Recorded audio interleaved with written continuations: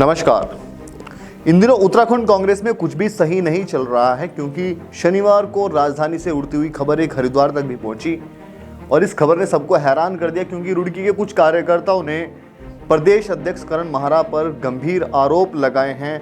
प्रदेश कार्यालय के अंदर गाली गलौज और हाथापाई तक की नौबत भी आ गई थी। दरअसल ये पूरा मामला क्या है, इसको जानने की आवश्यकता हो जाती है, क्योंकि गुटबाजी अब बढ़ती हुई दिखाई दे रही है और जो आरोप लगे हैं वो काफ़ी गंभीर हैं। दरअसल ये आरोप कांग्रेस के ही कार्यकर्ताओं ने लगाए हैं, तो ये पूरा मामला जानने की आवश्यकता है। दरअसल ये मामला है क्या? दरअसल उत्तराखंड कांग्रेस में काफ़ी समय से गुटबाजी की कई ऐसी घटनाएं सामने आती रही हैं, लेकिन इस घटना ने हैरान तब कर दिया जब बात हाथापाई और गाली गलौज तक बताई जा रही है। दरअसल इस मामले को समझने की आवश्यकता इसलिए भी है क्योंकि विधानसभा चुनाव से पहले भी गुटबाजी कहीं ना कहीं कांग्रेस को भारी पड़ी थी और इसको उनकी हार का एक मुख्य कारण माना जा रहा है। लेकिन लोकसभा चुनाव से पहले ठीक जिस तरह से इस तरह की घटनाएं सामने आ रही हैं, कहीं ना कहीं पार्टी को कमजोर करेंगी और ये संकेत भी है कि किस तरह से पार्टी में गुटबाजी और ज़्यादा बढ़ सकती है और ये मामला तूल पकड़ सकता है। दरअसल शनिवार की शाम जो कुछ भी हुआ वो काफ़ी हैरान करने वाला था, लेकिन इसके पीछे की कहानी को समझना बेहद ज़रूरी है। हरिद्वार जिले में भी कांग्रेस के दो मजबूत गुट बताए जाते हैं, जिसमें कि यशपाल राणा गुट, यशपाल राणा पूर्व मेयर रह चुके हैं। पिछला चुनाव रुड़की विधानसभा से वो कांग्रेस से लड़े थे, मात्र 2000 वोटों से हारे थे। अच्छा प्रभाव उनका माना जाता है और एक अच्छी मजबूत टीम उनकी यहाँ पर मौजूद है।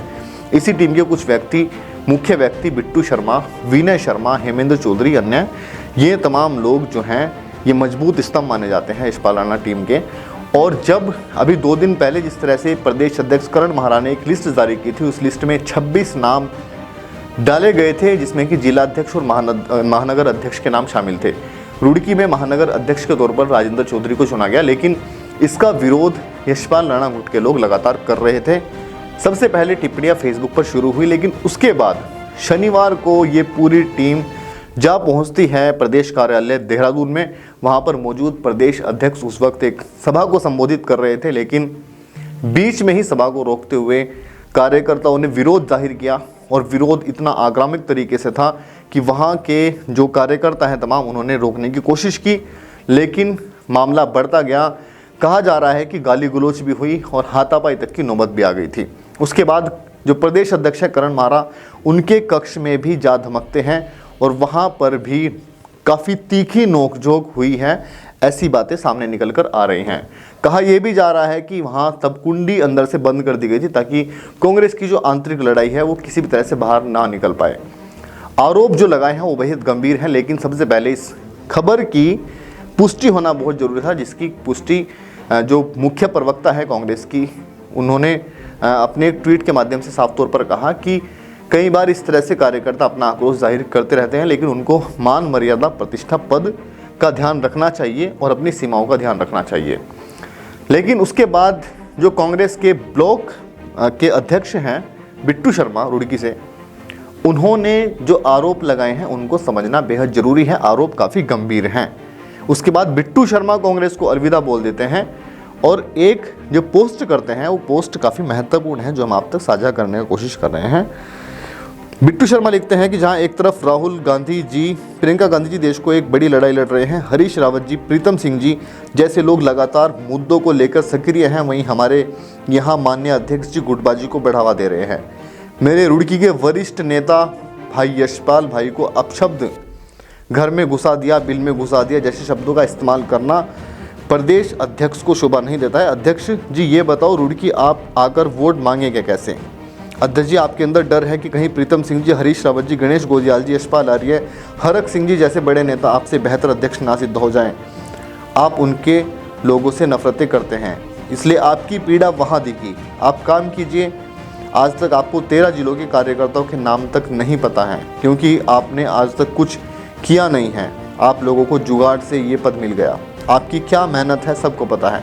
आप कांग्रेस को अपने घर की कांग्रेस बनाने में लगे हो, इससे केवल और केवल कांग्रेस कमज़ोर हो रही है। आपके नफरत भरे शब्दों के कारण आज मुझे कांग्रेस को अलविदा कहना पड़ रहा है। मुझे अफसोस है कि आपको हरिद्वार जिले की ABCD भी नहीं पता। कम से कम आप अपने पुराने वरिष्ठ अध्यक्षों से ही पूछ लेते, लेकिन आपको तो उनको और उनके लोगों को नीचा दिखाना है। कांग्रेस के हरिद्वार जिले के नेताओं के साथ भेदभाव बंद करो, नाइंसाफ़ी बंद करो।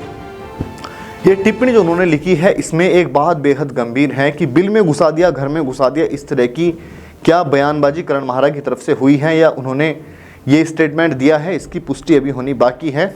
लेकिन अगर ये मामला इस तरह से था तो बेहद गंभीर है। वहीं इसमें बात जिला हरिद्वार की भी की जा रही है कि हरिद्वार जिले की ABCD भी नहीं जानते हैं जो मौजूदा कांग्रेस के अध्यक्ष हैं करण महारा। लोकसभा चुनाव अगले साल होने हैं, तमाम राजनीतिक दल अपनी अपनी तैयारियां मजबूत कर रहे हैं, कार्यकर्ताओं को एकत्रित कर रहे हैं, लेकिन यहाँ कांग्रेस बिखरती हुई नजर आ रही है। और अब बिट्टू शर्मा ने भी इस्तीफा दे दिया है, लेकिन देखना यह होगा कि जिस विवाद को लेकर केंद्र में यशपाल राणा रहे और कहा गया कि यशपाल राणा पर जो टिप्पणियां की गई हैं उनको लेकर यशपाल राणा कितने आहत हुए हैं, उनके फैसले क्या होंगे, ये तो देखने वाली बात होगी। लेकिन जिस तरह से ये गुटबाजी और फूट सामने निकल कर आई है, ये कहीं ना कहीं असहज महसूस कराएगी कांग्रेस को हरिद्वार जिले में भी। इसके कई मुख्य कारण और भी हैं कि कांग्रेस क्यों बैकफुट पर नजर आ रही है, क्योंकि हरक सिंह रावत और हरीश रावत के बीच जो कई मंचों से जंग जारी है, वो लगातार दावेदारी कर रहे हैं, अपने अपने तरीके से अपने मजबूत दिखाने की कोशिशें की जा रही हैं। हरक सिंह रावत लगातार क्षेत्र में सक्रिय हैं, खासतौर पर हरिद्वार और इन दिनों झबरेड़ा में भी वो सक्रिय दिखाई पड़े हैं। ऐसी कई घटनाएं हैं जिससे वो साफ जाहिर है कि वो भी अपनी पारी हरिद्वार से खेलना चाहते हैं, उससे अलग वो कहीं से भी लोकसभा टिकट नहीं चाहते। हरीश रावत कभी संन्यास की बात करते हैं तो कभी अपनी सक्रियता से कहीं ना कहीं संकेत देते हैं कि वो भी अभी राजनीति में अपने पैर जमाना चाहते हैं, अपने करियर की अंतिम पारी हरिद्वार से खेलना चाहते हैं।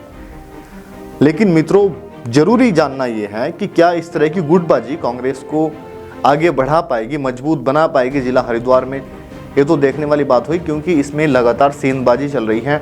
जो कांग्रेस का वोट बैंक माना जाता है हरिद्वार जिले में, वो फूटता हुआ नजर आ रहा है, कम होता हुआ नजर आ रहा है। ऐसे संकेत खबरों में भी प्राप्त होते हैं और इस तरह की घटनाएं भी संकेत दे देती हैं। बहरहाल ये तो देखने वाली बात होगी कि आने वाले समय में इसका कितना प्रभाव पार्टी पर पड़ने वाला है, लेकिन मामला बेहद गंभीर है। और अब जिस तरह से समीकरण हरिद्वार जिले में कांग्रेस बनाने का प्रयास कर रही थी या करने जाएगी, इसमें एक अहम रोल यशपाल राणा टीम का भी होने वाला है, ये भी निश्चित है। देखना होगा कि सियासी हलचल ये किस दिशा में जाने वाली है। ऐसी तमाम खबरें हम आप तक पहुंचाते रहेंगे। आपका बहुत बहुत शुक्रिया। देखते रहिएगा सिटी स्कूप उत्तराखंड। मैं हूं आपके साथ हर्षवर्धन।